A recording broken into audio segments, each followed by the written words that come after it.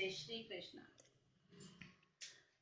गोकुल की दो गोपियां रहती है, मथुरा जाती माखन बेचने। अब उनने ना भगवान नहीं देखे होते, सुना होता है भगवान होते हैं, ये जो पंडित होते हैं इनके बैग में लड्डू गोपाल धरे होते हैं, इनके बैग में भगवान होते हैं। वो बड़ी जिज्ञासु रहती है, कहती है अपन मथुरा चल रहा है, काश कोई अपने पंडित मिल जाए और अपन भगवान के दर्शन कर ले। तो बड़ी वो इच्छुक रहती है, उनके उनके भाव बड़े इच्छुक रहते हैं। अब भगवान किसके होते हैं? भोलों के।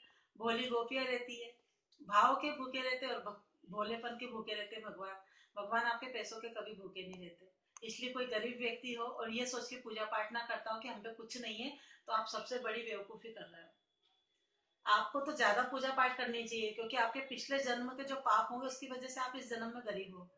ये हमेशा समझना चाहिए कि आपको किसी चीज का अभाव है, सुख नहीं है, तो आपके अंदर पाप की क्षमता ज्यादा है, आप पापी ज्यादा हो।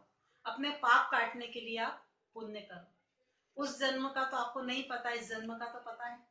इस जन्म के पुण्य अगले जन्म में भी काम आएंगे।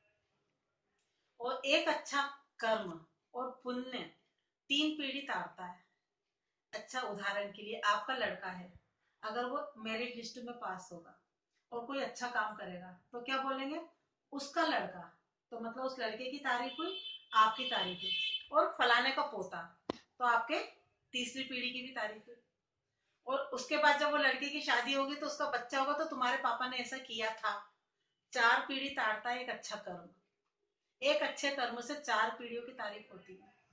इसलिए सतमार्ग पे सबको चलना चाहिए, कोशिश करो। और पैसों से सतमार्ग नहीं आता है।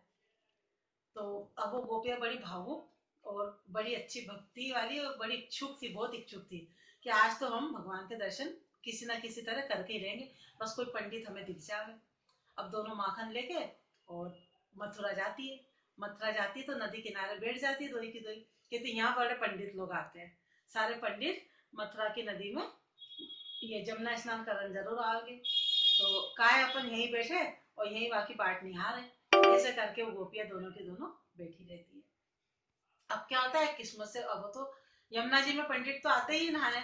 किस्मत से एक पंडित जी आते, अपना थैला रखते और नहाने चले जाते। अब वो दो गोपियां रहती है, तो गोपी आपस में बातें करती कि ये पंडित नहाकर आएगा, जब तक क्यों ना अपन इसके थैले में से लड्डू गोपाल ने निकाल ले और वहां के दर्शन कर ले। तो के एक काम कर के अपन बारी बारी से ऐसो करे कि तू वहां पे नजर रख पंडित पे, जब तक मैं जाके दर्शन कर लू। फिर मैं वहां पे नजर रखूंगी जब तक तू भगवान के दर्शन कर ले। तो वो क्या, हाँ असो ही करे क्या अपन।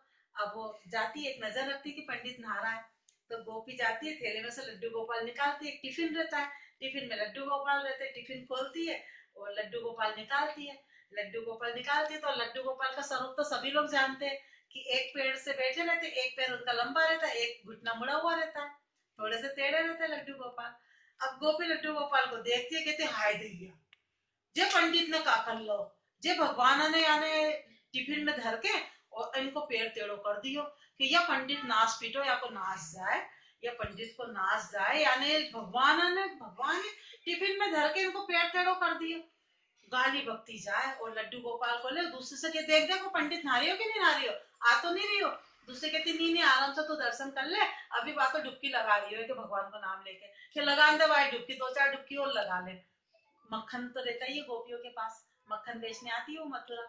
मक्खन लेती है और ले लड्डू गोपाल की मालिश, ले लड्डू गोपाल की मालिश, फटाफट मालिश करती जाती है कि इस पंडित ने तो या लड्डू गोपाल को के पेड़ टेढ़ो कर दियो टिफिन में धर के, या पंडित में तो अकल नहीं, नाच पीटो या को गाली बकती जाए। लड्डू गोपाल की मक्खन ले लेके थोड़ा मक्खन और ले ले, अरे पेड़ सीधा ही नहीं हो रहा, फिर थोड़ा मक्खन और ले ले, अरे पेड़ सीधा ही नहीं हो रहा। भगवान को बड़े आनंद आ रहा है, भगवान बड़े आनंद ले रहे हैं। गोपियों के आनंद तो भगवान वैसे ही बहुत प्रसन्न रहते हैं गोपियों से।